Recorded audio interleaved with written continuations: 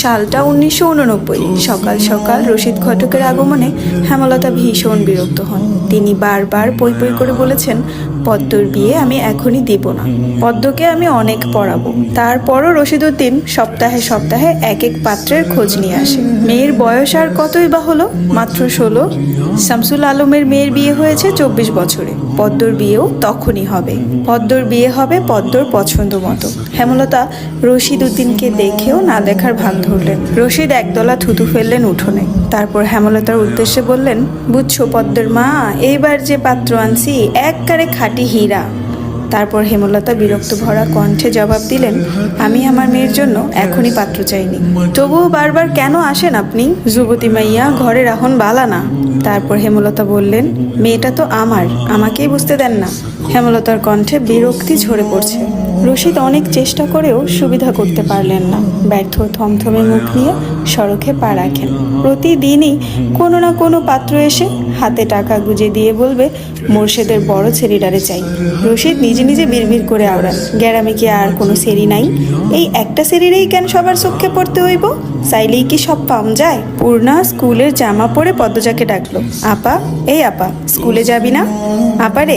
পদ্মজা পিট পিট করে চোখ খুলে কোনো মতে বলল, না। পরপরই চোখ বুজে ঘুমে তলিয়ে গেল। পূর্ণা নিরাশ হয়ে মায়ের রুমে আসে। আম্মা, আপার কি হইছে, স্কুলে যাইব না?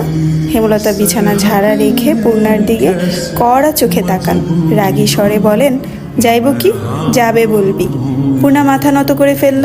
হেমলতার করা আদেশ, মেয়েদের পড়াশোনা করাচ্ছি, অশুদ্ধ ভাষায় কথা বলার জন্য নয়, শুদ্ধ ভাষায় কথা বলতে হবে।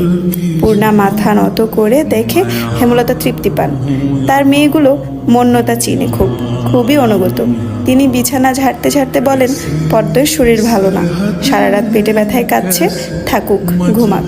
পূর্ণার কিশোরী মন বুঝে যায় পদ্মজা কিসের ব্যথায় কেঁদেছিল। সে রাতে নানাবাড়ি ছিল বলে জানতো না, ভোরেই চলে এসেছে। নানাবাড়ি হেঁটে যেতে 5 মিনিট লাগে। পূর্ণাকে চুপচাপ দাঁড়িয়ে থাকতে দেখে হেমলতা বলেন, তুই যা, মাথা নিচু করে যাবি, মাথা নিচু করে আসবি। আচ্ছা আম্মা।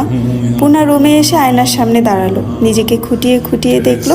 এরপর গত মাসে মেলা থেকে আনা লাল লিপস্টিক গাঢ় করে ঠোঁটে মাখে। 14 বছরের পূর্ণা ইদানিং খুব সাজতে ইচ্ছে করে।